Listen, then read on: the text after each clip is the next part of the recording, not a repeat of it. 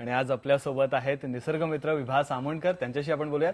Sir, मगाशी तुम्ही सापांच्या रेस्क्यू बद्दल सांगत होतात। तर हे जे साप मी मगाशी सांगत होतो की ते इथे आपण आपल्या समोर टोपलीत घेऊन बसलेले असतात। आपण त्यांच्या पूजा करण्यासाठी त्यांना ₹1 ₹2 जे काय देतो आणि दूध त्यांच्या डोक्यावरती टाकलं जाते। तर एक काठीला असा बोळा असतो। आम्हाला लक्षात आलं की बऱ्याच ठिकाणी ते दूध नसून चुन्याचं पाणी असायचं आणि ते जे टाकलेलं दूध असतं त्याच्यावरती हळद कुंकू वाहिला जातो आणि तो नाग हा प्राणी असा आहे किंवा साप कुठलाही ते सतत जीभ बाहेर काढत असतात आपल्या आजूबाजूच्या पर्यावरणाची माहिती करून घेण्यासाठी। ती एक त्यांची नैसर्गिक हे आहे, सेन्स आहे तो त्यांचा। तर जीभ काढत असल्यामुळे आपल्याला वाटतं की तो दूध पितोय, पण ते तसं नसते।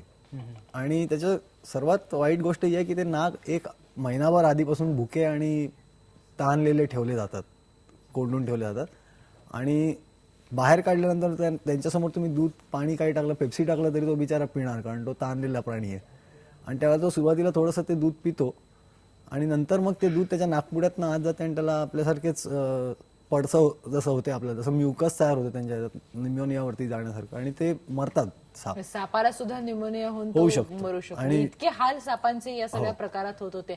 आपण बोलूया याबद्दल की कशा पद्धतीने तुम्ही ते अभियान राबवलं आणि त्याचं यश इतकं आलं की मुंबईमध्ये अशा पद्धतीने आता साप आणले जात नाही आणि खूपच त्याबद्दल आपल्याला बोलायचंय। पण अकोल्याहून आपल्यासोबत प्राध्यापक निशिकांत काळे आहेत, निसर्ग संवर्धन संस्थेचे ते संस्थापक आहेत, अध्यक्ष आहेत आणि त्यांना ग्रीन टीचर अवॉर्ड मिळालेला आहे। आणि मगाशी सांगितल्याप्रमाणे मुश्ताक अलगोर यांच्या 120 जणांच्या कमिटीमध्ये ते आहेत। 120 जण पैकी एक आहेत ते जे क्लायमेट चेंज बद्दल अभ्यास करणार आहेत, त्यांच्याशी आपण बोलूयात।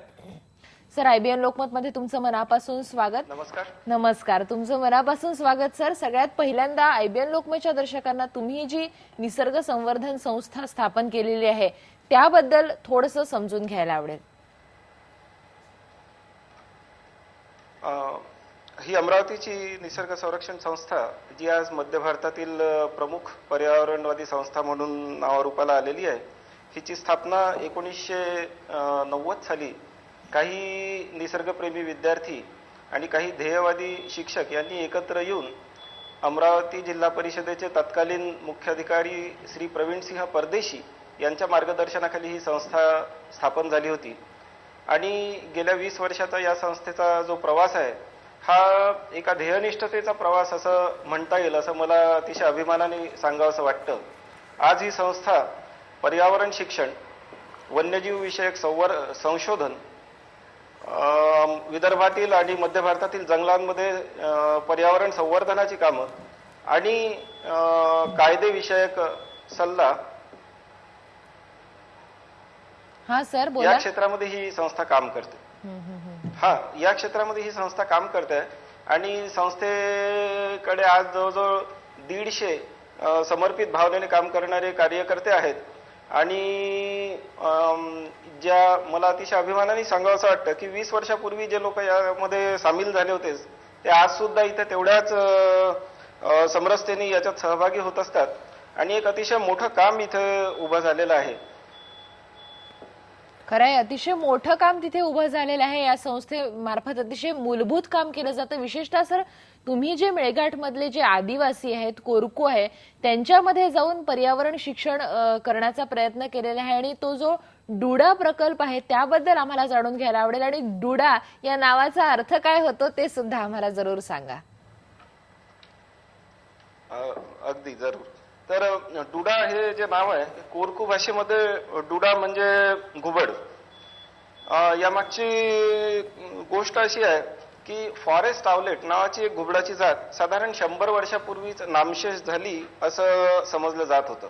मात्र 1997 साली एक अमेरिकन शास्त्रज्ञ पामेला रासमुसन यांनी सातपुड्याच्या भागामध्ये धुळे जिल्ह्यामध्ये हा पक्षी पुन्हा शोधून काढला। जर सातपुड्याच्या धुळे जिल्ह्यामध्ये हा पक्षी दिसू शकतो तर मग मेळघाटात सुद्धा सापडायला पाहिजे, या भावनेने आम्ही जवळजवळ 2 वर्ष ही शोध मोहीम राबवली आणि आम्हाला तो पक्षी 1998 साली मेळघाटामध्ये सापडला। आज जवळजवळ 35 इंडिव्हिज्युअल बर्ड्स आम्ही या जातीचे आयडेंटिफाय केले आहे आणि मेळघाटचं ते एक वैशिष्ट्य समजलं जातं। भारतामध्ये आज फॉरेस्ट आउलेट पाहण्याची सगळ्यात चांगली जागा कुठली असेल तर ती मेळघाट आहे आणि म्हणून हा याचा एक सिम्बॉल म्हणून आम्ही आदिवासी शिक्षण प्रकल्पाचं नावच डुडा प्रकल्प असं ठेवलं. यामध्ये एक अतिशय सुंदर दिसणारी वेल इक्विप्ड एज्युकेशन व्हॅन आहे, ज्याच्यावर रंगीबेरंगी चित्र काढलेले आहेत आणि त्यामध्ये ऑडिओ व्हिज्युअल इक्विपमेंट्स, पुस्तकं, काही मनोरंजक निसर्ग खेळ, वन्यजीव विषयक चित्रपट यासारख्या गोष्टींचा समावेश आहे. डुडाची जी टीम आहे याच्यामध्ये काही कोरकू भाषेत लोकांशी संवाद साधू शकणारे इन्स्ट्रक्टर्स आणि एक एज्युकेशन ऑफिसर असतो, जो गावोगाव जाऊन त्या शाळेतल्या मुलांमध्ये पर्यावरण विषयक बाबींचा माहिती करून देणे, विद्यार्थ्यांना आपल्या जंगलाबद्दल आणि जंगलांच्या प्रश्नाबद्दल समजावून सांगणे, या गोष्टीबद्दलचं कार्य त्याच्यात केलं जातं. आणि विद्यार्थ्यांमध्ये इतकी लोकप्रिय ही गाडी झालेली आहे की आज तुम्ही मेळघाटात कुठेही गेले तर निसर्ग संरक्षण संस्था ही डुडा गाडीवाली संस्था म्हणूनच जास्त ओळखले जाते. आणि दुरून गाडी येताना दिसली की वर्गातले शाळेतली मुलं अतिशय आनंदाने उड्या मारताना दिसतात आणि मोठं समाधान वाटतं. अगदी म्हणजे मुश्ताक, आपण कल्पना करू शकतो की त्या मुलांना केवढा आनंद होत असेल जेव्हा ही डुडाची गाडी येत असेल तेव्हा. आणि एक महत्वाचं म्हणजे खरं तर ते तिथल्या जे लोकल लोक आहेत, स्थानिक लोकांना अशा प्रकारचं शिक्षण देणं, पर्यावरणासंदर्भातली माहिती देणं हे खूप मोलाचं आहे. नक्कीच आपल्याला सरांच्या सोबत त्यांचे इतरही अनेक प्रोजेक्ट आहे.